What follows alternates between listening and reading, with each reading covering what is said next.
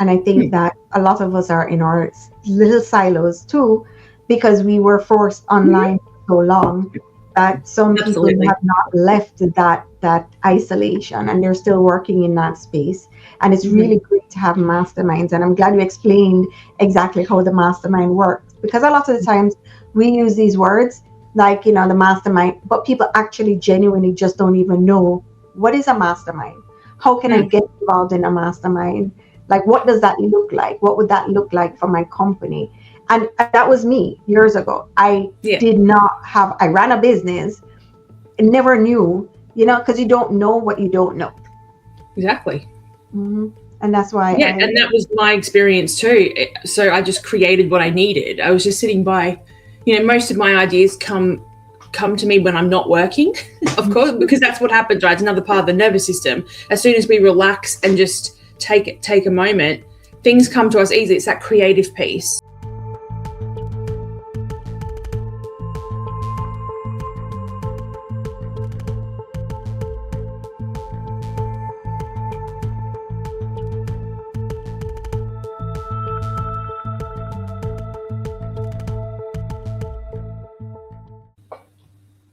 Hello, everyone, and thank you so much for joining us today on another episode of Entrepreneurial Truth. On today's podcast, we have Sarah-Jayne McNaughton. And Sarah, I don't know if I just mispronounced your last name. Could you pronounce it for us? No, you got it perfect. McNaughton, that's perfect. Oh, perfect. I have to ask because I have this way of pronouncing people's names, and they're like, okay, not really. No, you did well. Awesome. All right, can you tell our listeners a little bit about what you do and who you serve? Oh, absolutely. Thank you so much for having me on today. So I am a business coach, but I work specifically with solopreneurs or solo business operators. And the reason for that is because of my own journey to entrepreneurship, which happened a little bit later in my life. And what I found was that it was quite, while it was something that was my path, it was something that was very exciting because, in my previous life, I was very successful, but I was also quite, unhappy and unfulfilled. So this path has been such a journey of joy and peace in my life, and it's really brought me to where I'm supposed to be. And at the same time, I found that I made a lot of mistakes because I was trying to do everything and I wasn't entirely sure where to focus my attention. So things took a really long time. And also it was quite isolating. It was very, taking that big leap from the corporate life into entrepreneurship. It can be extremely lonely and you're not quite sure where to turn when you come up against it. So for me, that's where I like to focus, is working with those solo business operators on as a coach, I'm quite action orientated. So what actions do I need to take to actually move the needle as an objective observer to their business? And also, how can I create community and connection within solo entrepreneurship so that people do have people that they can go to and rely on? They're sort of main drivers for what I do. And then aside from that, I'm also a keynote speaker and a speaker generally on things like stress management and nervous system regulation, which were concepts that I'd certainly never heard of until, again, later in my life when I was already quite stressed and burnt out. And I became quite obsessed with it and learned everything there is to know about stress management and nervous system regulation. And I just thought, why doesn't everyone know about this? So, that's sort of two main things that I do these days: solopreneur, business coaching, and then speaking as well. There's so much that I want to dive into with you. So I want to take it first from a nervous system regulation and how that affects business. Can you just jump into that? Oh, absolutely. It is foundational. So what I find in the coaching space is, while we might work on some of the mechanics and the strategy and the action and whatnot in a business, the most important thing that we work on is the person, because a business will only ever grow to the founder's capability, but also capacity. And when I say capacity, I mean their their emotional capacity, how they think, feel, and, move through the world. And more importantly, their capacity to hold stress, because not everything goes perfectly, goes to plan. A lot of the time as entrepreneurs, we are pioneers, which is exciting and exhausting. So we need to manage our stress and our exhaustion so that we can actually succeed and move through those barriers. So in terms of nervous system regulation, looking after yourself first, beginning tasks from a capacity that is, regulated and that allows you to take on a little bit more, because sometimes we just need to do that. We just need to hustle a bit. And that's so much easier and more productive when we're coming from a baseline that's already really regulated. And what that looks like is filling our cup first, looking after ourselves first, in order to give our business the best of us. So I would say it's foundational, and somewhere that's, when I'm working with someone, I'm working on the person just as much as the business. It's so important. Wow. Thank you so much for getting us there. And speaking about the nervous system regulation, because a lot of people aren't looking on that. Like, what are the other factors that's stopping me from getting from point A to point B? Or what are the things that are triggering me in the business and preventing growth? Yeah. So I mean, certainly things like how we view the world generally, like how our beliefs and our programs and our systems of emotional thought. So, aside from the stress and how we manage ourselves, there's also how we view the world. So if we look at other people doing something that we want to do and see them as either through a judgmental lens, for example, or potentially through an envious lens, as opposed to an inspirational lens, that can actually cripple us. It can stop you in your tracks. I think that what's really interesting, and what I see a lot of on the emotional side, is people's, certainly the view of themselves, but their view of other people and the world can just stop them from taking any action. And that was probably my programming as well when I was in the corporate space, in the very competitive space. And what we need to understand as we move into entrepreneurship is that everybody's unique, authentic take and view and actually way of doing things makes the world better, and it makes the business better. And there's no competition per se. It is more about doing your thing, staying in your lane, doing it confidently and calmly, and from a place of absolute regulation. You just can't actually fail. And, there's a lot of research around the vibrational frequency of our emotions, for example, and authenticity is the highest on that scale. So when we are being our authentic selves and just doing what we're doing without external fear and, judgment and things like that affecting us, we tend to produce a better product. We're a better entrepreneur, and we'll certainly be much more successful in our businesses. So yeah, they're the kind of other bits and pieces that can really stop us in our tracks and speak to that capacity piece around the founder and the business only being able to ever grow to the founder when we're talking specifically about solo business operators. Wow. Yeah. And there's so many things around it that I want to ask, but I think something that would be really critical or crucial for our listeners is, how do you identify that you need to regulate? Because it's one thing to hear that you need to regulate your nervous system. Yes. And it's another thing to know that, yes, this is something that's affecting me and I'm not as productive as I could be, and I'm spinning in circles because of this thing. What are some steps that someone could take to regulate their nervous system in order to be more productive? Yeah, absolutely. Great question. So there's a couple of aspects to it. There's the monitoring. So monitoring where we are at. So do I feel different to, say, last week? How do I want to feel as opposed to how I feel now? And that's really about stopping and just, because that's the other thing with entrepreneurship. We get up in the morning, we're into it, right? We're into it from the get-go until we go to bed. And it's almost like we can't help it. There's no one saying stop working or these are your hours or anything like that. So we have to really consciously stop and take stock of how we are feeling, how we want to feel, and is there a gap? And sometimes we don't consider how we want to feel. And when we stop and take a look at that, and if you're unsure on what that might look like, you could have a think about times in the past where you have felt in flow.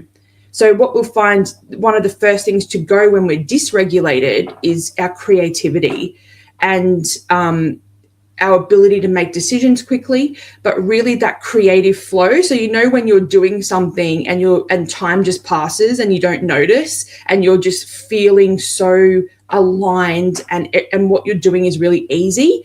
One of the first things to go is that feeling. So when you're doing things that used to bring you joy and happiness, they'll start to feel really difficult. So noticing that, so stopping for a minute and really noticing that. So monitoring where you're at, also understanding how do I want to feel versus how do I feel now.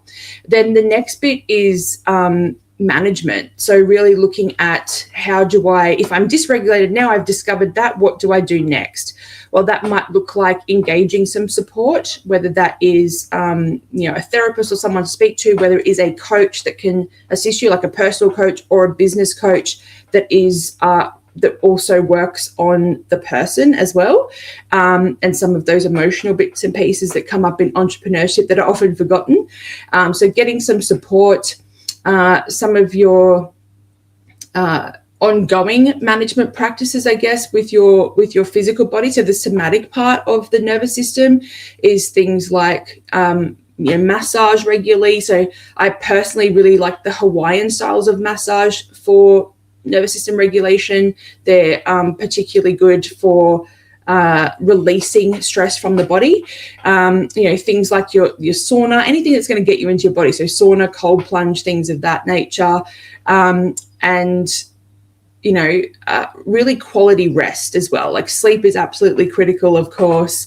Anything that's going to bring you back into your mind and your body as well. So things like, your breath works, meditations, whatever works for you, like the coloring books, whatever brings you into the present moment and into presence and allows you to stop for a moment.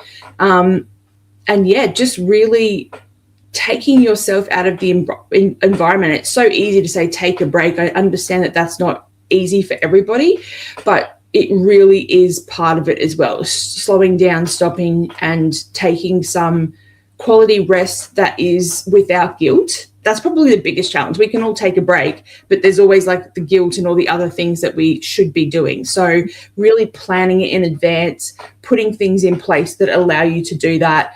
And then on an ongoing basis, making sure you're getting quality sleep, there's space in your day, things of that nature. So yeah, there's definitely lots and lots and lots of things that you can do, but just as a brief overview on a day-to-day basis, that's where I would start if you are concerned that you might be a bit dysregulated and running your business from a place of stress. Yeah, and I noticed, okay, and we had this conversation, and we also had it with Paula, where we're speaking about, being in that corporate world, earning a really great living, right? And then switching to entrepreneurship. How did that affect you? And how did you pivot that feeling into more prosperity in your new business? Wow, it was really a journey. And when I was in my corporate career, I was successful from the lens of I was doing what I was supposed to be doing, right? What we're taught to do in our lives as success. I was climbing the corporate ladder. I was getting promoted a lot. I was making a lot of money.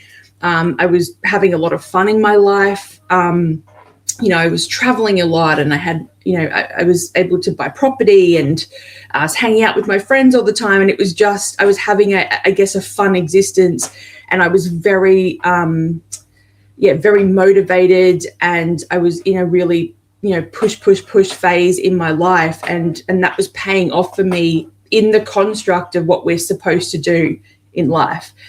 And on the flip side of that, when I took a moment to stop, because that's the thing, right? When you're in that space, you don't really, I said before, all you need to do is take a moment and stop and have a think about things. I wasn't doing that. So when I did, a friend asked me a really simple question one day, and it just stopped me in my tracks, and it changed everything. This very, very simple question in a very simple moment. She said, what is it that you love to do? What lights you up in your life? And I couldn't answer the question, and it completely unraveled me. I couldn't even come up with a fake answer, which I was pretty good at. So it just stopped me in my tracks, such a simple moment, and everything kind of fell apart. So when I critically looked at my life in that moment, I'm like, did I just come here to work, pay bills and die? I was drinking too much. I would sometimes have days in bed depression. My relationship, my marriage fell apart. All of these other things that I'd kind of ignored really became prominent and came to life. And I was like, whoa, what am I actually doing here? So when I made the shift into entrepreneurship, it was really difficult. I made a really terrible business partner investment to start with. I tried a lot of different things. I had a lot of different businesses and invested a lot of time and money and energy into lots of different things. And also what I noticed was through that process and those mistakes that I made and how hard it was, I no longer had days in bed depression. I was no longer drinking too much. I was generally happier and more joyous in my life, which is the point, right? We're here to have fun and have joy and peace and love in our lives. Mm-hmm. And everything, even though what I was physically doing every day was really difficult and I was making mistakes and I was learning so much, I was generally happy. I was like, oh, that's how you know you're on the right path, right? So the transition was extremely difficult, and I had to learn fast. I had to fail fast. Like I said, I was really isolated. A lot of my friends and family still had quite normal jobs. I wasn't tapped into an entrepreneur community. Mm-hmm. So I was learning a lot from things like podcasts, from books, and I was winging it and having the time of my life despite constant failure. And now I just have come out the other side with this absolute passion to help people through that part, that stage. And this is the thing in life, right? When we're doing the thing we're supposed to do, we get to help other people do it, what we've been through, what we've experienced. And as I said, I got completely obsessed. I was so burnt out and I had no idea. I didn't even know what the nervous system was. And one of my coaches mentioned it to me, and we worked on my own and did all those practices that I just said to get back to regulation. And it changed how I functioned as a person, how I thought about everything. I got coaches to help with my mindset, with my emotional state, and things just got better and easier. And now I get to do that for other people. And, my life is completely different. So it was really difficult. It was a roller coaster. It took a couple of years, and now I just wouldn't have it any other way. So that's how I feel about it in a nutshell. I love it. I love it. I love it. I love it. Yeah. I love it. And for our listeners out there that are in that part, beginning stage of the journey, just leaving somewhere, I'm glad you mentioned all of that, because it is a journey. I want our listeners to be prepared and know, there is no quick fix. You have to learn. Some of the fastest ways to get over the hurdles is by seeking out a coach or a mentor or that person, and I really like that you spoke about it in such honesty and clarity, saying that, listen, it's a journey, but I got help along the way, And there's something that I wrote down that I saw on your social media. Mm-hmm. It said, you can't outrun your self-worth. So explain that, and how does that apply? Yeah, so I think self-worth is something that gets thrown about. It tends to have a bit of a cycle. It's one of those things that comes back every couple of years as a bit of a focus, the self-worth piece. But really, when it comes down to it, the way that you think and feel about yourself will absolutely dictate the results that you have in your life. And what tends to happen, so if I think about back in my corporate life, I had extremely low self-worth. And to count, and for me, the worst thing that I could think of was people knowing that. So what it meant was that I was constantly pushing. I was constantly getting to the next level. Sometimes in my job, I would need to be, fairly aggressive in my approach in order to get what I wanted. That's the way that the structure was set up. And I was desperately unhappy with who I was because I didn't ever take a moment to think, well, who actually am I? I went on this path to get to where I was completely accidentally. I wasn't intentional with my movements in my life. So when I look back, I think, well, how did I even get to that job? Like, how did I get to working in that field? It was all just me following the bouncy ball that was put in front of me. And when we have real self-worth, and what that actually means is I have taken a moment to take a look at who I am, and really importantly, what I want in this very, very short life. And, I think the thing to understand is there's like a 1 in 400 trillion chance that you're born. You're an absolute miracle. And we don't live like that. We just live on this like daily grind. And I just go, our life is really short. Who am I? Who do I want to be? And what impact do I want to leave? And what I realized was that I'd never really asked myself that. So I was just pushing all the time. I was trying to cover up the fact that I was unhappy. I was, in a state of being led as opposed to leading. And what I do now that's different, and I do believe it comes back to self-worth, is I understand who I am, what I want to do, how I want to impact, and I do everything from that place. And therefore, it is more of a pull motivation. It's easy for me to make decisions and choose the path A or B, and I make conscious choice. So for me, self-worth is really about understanding who you are, what you want, but most importantly, taking the driver's seat of your life, taking control. And if you're not doing that, then you can't make good decisions. So when I say, you won't outpace your self-worth, it will stop you eventually. If you are being led by your life instead of leading your life, at some point or other, you're going to crash into a wall. You can't stay ahead of it forever. And I know a lot of businesses have been built off the back of trauma, of things happening in people's lives, of absolute hustle. And also there will come a point where people hit a wall, and they'll need to come back to self and understanding who they are. And I think that was the thing for me. My biggest question was, well, who am I? And that's all self-worth is.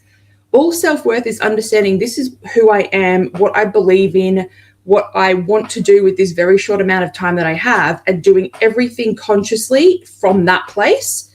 And, and taking yourself, the good, the bad, the ugly, and just going, this is who I am authentically. So, when I say you can't outpace your self-worth, if you never look at that stuff, eventually you will crash into a wall. So it's like, take the driver's seat, and that's all self-worth actually is. So I am glad that you gave that explanation about, self-worth and, what that looks like. Mm-hmm. What are some of the biggest challenges that you think that entrepreneurs face if they aren't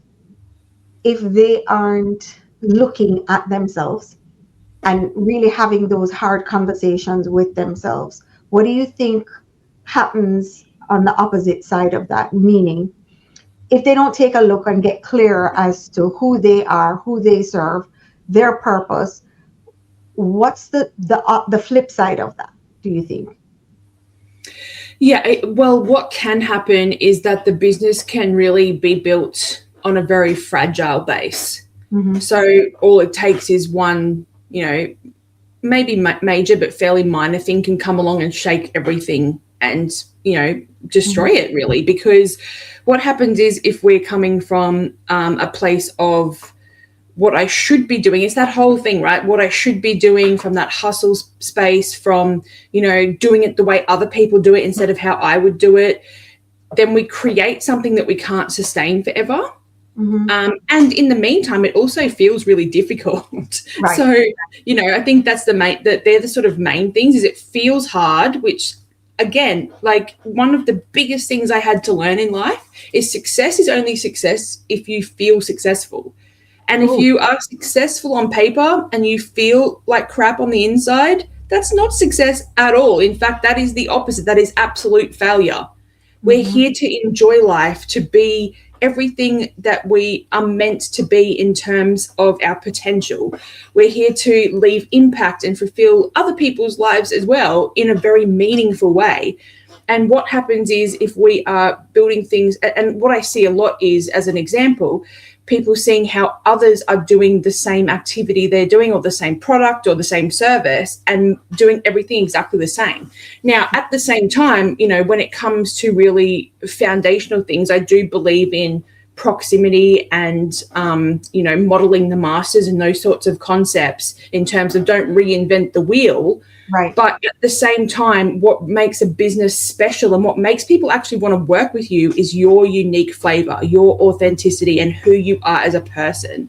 So mechanics wise, yes, do what other people are doing. But when it comes to who you serve and how, that has to be all you.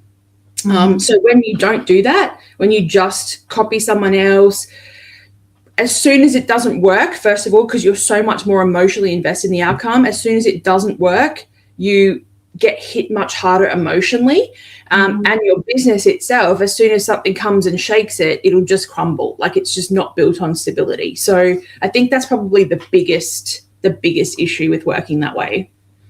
Awesome. And, I want to dive into this with you because, we have an AI automation business that we have, and we have a lot of entrepreneurs that come through that aren't really clear as to their business, what their business actually needs, and they implement more than they need, or want to implement really more than they actually need. Right? Yeah. From your business perspective, and how you are helping founders start, what kind of software or what kind of AI or automation or anything do you think that they need when they're just starting, or do you think that they don't even need that? Oh, I think that it really depends on the type of business, right? So, for example, is it product versus service, for example, that sort of thing. I think that AI is AI specifically as a tool, and I know you're talking more broadly about tools in general, but AI as a tool is extremely helpful for those tasks that take you a lot of time, that you're either not very good at, or that don't light you up and bring you joy. Right. So I think there's definitely a place for it, but it honestly depends on the business that you're using. Now, at the very beginning, anything that's going to take information from one place to another, because what you'll find in the beginning is, you might not have a big fancy system that can do absolutely everything. You might have to have multiple systems, even just from the lens that you might be just really familiar with certain things as opposed to others. So anything that's going to help get information accurately from A to B, for example, I think is really useful, because you don't want to be spending all your time, transcribing or moving information around. But that's probably the main one that comes to mind initially. I think that customer interface personally is important if you're in a service-based business, for example, but anything that's like a product-based business, automate as much as you can, because the product's going to speak for you and you create the product, right? But everything else should be completely automated. You shouldn't be mucking around with doing things manually. Just working on the things that bring you, the most bang for your buck in your business. So I think that there's a huge place for systems and automation, but it's very dependent on the type of business. And again, like you say, who am I serving at the end? What are they going to get? Are they unwrapping something and going, this is something that I wanted physically? Or are they working with a person, from a service perspective, and they need to see you? And it really depends on the business. So I'm not sure that I quite answered the question. No, you did. Yeah. You did. I really like the way that you answered it, right? Some people only need a landing page and they build out a full website, right? So I get it. I definitely get it. And I think our audience is there with you. If you had to go back and give yourself advice, what advice would that be? Where if you're speaking to the person that's just leaving, the version of you that's just leaving corporate, and you had to speak to her and you said, hey, listen, here's some advice and here is a tool. What would the tool be and what would the advice be? Ooh, what would the tool be is an interesting question. I think the tool would be, okay, so the advice would be seek community, seek connection and community, seek out people that have done this before, not the exact business that you want to do, but that have taken this leap before, because it is absolutely terrifying and rewarding. And this is the thing for somebody like me that was so anchored in security, and specifically financial security being such an important factor in my life. Letting go of that was really challenging, and I had to do a lot of work on my mindset and my nervous system around, will I be okay no matter what? Because in my mind, it was catastrophe, right? If I don't have any money and I have no stable job and I have no one to talk to and I'm all by myself, I'm going to end up, completely failing, first of all, which was not an option for me. And second of all, I'm going to be broke and have to come back to a job, and it's going to be embarrassing. And my biggest thing was I didn't want to get embarrassed. So what I would say to myself is trust yourself that you're going to be okay no matter what. So now I view it from like, if my business fails, I'll just get a job. There's no shame in that. That's fine. So really, the advice I'd give to myself is no matter what happens, it's worth giving a go. And if it fails, you're going to be okay because you've got yourself, right? You've got your own back. And the tool I would suggest is that anything that helps you connect to community around entrepreneurship. So for me, I love creating, platforms where people can connect, like group coaching programs where they're working on their own things, but they're able to communicate and connect with other people. And anything that allows you to do that easily, I think is something that you should seek out straight away at the beginning. And something I didn't do. I spent a lot of time in isolation, and then I started to tap into, things like school communities, things like group coaching programs, and having a platform where I could just put my question on every day and someone would answer me or just give me some encouragement. I now have a product called a business mastermind where we go away for 2 days, like a bunch of different entrepreneurs, solo entrepreneurs, and they work on their own business, but they also mastermind with each other and connect. And that's probably the bit that's missing. So any tool that helps you do that straight away and more effectively. Oh, I love that.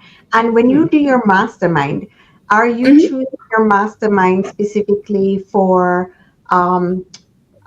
specifically so each person can help each person, or is it more about that sense of community in terms of just being around other people and working? Yeah, so it's not important who goes. What I'll find is naturally what happens is that people at different levels of experience in different parts of their entrepreneurial journey will naturally come along. What that means is when we're doing the masterminding sessions, I'm having this issue in my business, or I feel like this, or I don't know what product to use, etc. The collective, someone's going to know the answer, right? Which is really a beautiful part of it. But for me, the really important thing is the location, so that you're actually connecting with other entrepreneurs that you've never met before in your area. And I have one group, for example, down in Sydney. They do one with me every 3 months, and they met, all came together on the first one, and now they're like best buddies, and they all call each other when they have an issue and things like that. So people have asked me, can you do this virtually? And I'm like, I could, but actually part of it is the in-person, but also that you'll now have a group of new friends that live down the street that you can actually have coffee with. And even though your businesses are wildly different, you can talk about business entrepreneur things together, in your local area. So yeah, I think I don't handpick people based on their experience or what they've done. I have all sorts of businesses and people at all stages. I've got people that have a concept. They don't even have a business yet. I've had people that have come along and they didn't even want to start a business, and they left with a full business plan, brand, and they just hit the ground running the next week. I've had on the other end of the spectrum people that have been in their business for 15, 20 years, and they just come along. But the really important part about it is that they're also taking that 2 days out of their business. They get more done in 2 days than 2 months, honestly, because again, it's that environment, it's that giving yourself a moment to reassess, what am I doing, and consciously focus on, what's moving the needle. Plus I'm there as well coaching through that process. So yeah, it's more about probably location than the experience in the room, but the experience in the room naturally happens. Mm-hmm. I love that. And I think that a lot of us are in our little silos too, because we were forced online for so long that some people have not left that isolation, and they're still working in that space. And it's really great to have masterminds. And I'm glad you explained exactly how the mastermind works, because a lot of the times we use these words like, the mastermind, but people actually genuinely just don't even know what is a mastermind. How can I get involved in a mastermind? Like, what does that look like? What would that look like for my company?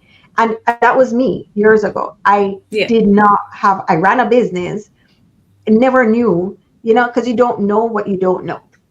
Exactly. Mm-hmm. And that's why. And that was my experience too. So I just created what I needed. I was just sitting by, most of my ideas come to me when I'm not working, of course, because that's what happens, right? It's another part of the nervous system. As soon as we relax and just take a moment, things come to us easily. It's that creative piece. So when that starts to go away, that's when you need to take some time out. So I'm sitting by a pool in Bali, having a drink and just going, what did I actually need?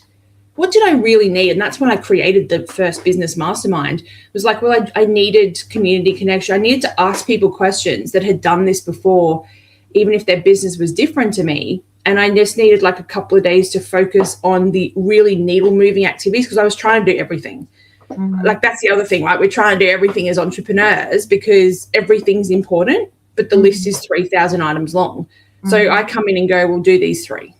Because I'm objective, right? So I go, these 3 are actually what's important. And if you do those things and nothing else, you'll get to the next level. But it's hard to see that when you're in it, right? Mm-hmm. So I was like, I need someone to do that bit. Like, I need to go away from my normal environment, someone to tell me what's really important in the things I'm trying to do. And I need to be able just to ask people like, what sort of software do you use for this thing? Or, I feel fear around this move. How did you get past that? And that's where I was like, okay, I just need to create this 2-day product. Everyone gets their own bedroom and bathroom. It's fully catered. You don't have to think about anything. And you come along and you just work on you and your business. And obviously I do all the nervous system regulation stuff in there as well for 2 days. And yeah, it was like, that's so what happens is we create what we needed. And I think that's, it's really interesting, your point about everyone being so online now and not having that connection piece anymore. Or finding it more difficult, I should say, to seek that out or understand where it is. I couldn't find it either, so I created it. Mm-hmm. Mm-hmm. Yep. That has been my journey for the last couple of years. Yep. Just create what you need and what that version of you needed. I love it. Sarah, how can everyone find you? Okay, yeah. So my business is called Power Peace Prosper. So website www.powerpeaceprosper.com, and same on Instagram, Facebook. It's just my name, Sarah-Jayne McNaughton. But yeah, they're probably the easiest ways to find me. Awesome, Sarah. It has been a pleasure having you on today. Is there anything that you want to leave our audience with, even though you've shared a punch? Is there anything that you'd like to share with them that you think would be something that would really, really move their needle forward? Yes. I like to talk about abundance a lot. And when I say abundance, I mean, I do mean things like financial abundance, but also relationships and health and, our businesses and all things in life, right? We don't create abundance. As humans, we are inherently abundant. It is our birthright to be so. And abundance is around us. Whatever it is that you want is around you. It's right in front of you at all times. It just exists. We do not create abundance. And there's been this whole narrative that we need to create abundance. We actually don't. We don't create abundance. It's there anyway. It's inherently there. We actually create blocks to it. So take a moment to really understand what the blocks are to your abundance, whatever that is for you. whatever that is for you. So, and get help to do that if you need, but just stopping for a moment and going, how am I blocking my success? How am I blocking what it is that I want? Instead of seeing it from, again, that lens of, and how do I bring much more joy and love into my life to make my life more of what it's supposed to be? So that would be my biggest advice. We do not create abundance. We create blocks to it. Find out what the blocks are, get help to do that if you need, and remove them, because it's all right there. Love it. I love it. Thank you so much for being on today. It was an absolute pleasure. Yeah, it was lovely speaking with you. Thank you so much. And thank you for what you do too. It's really important to get to in touch with entrepreneurs and help them through their journey. It's really special what you do. So thanks for having me. Thank you so much. Awesome. Guys, thank you so much for listening.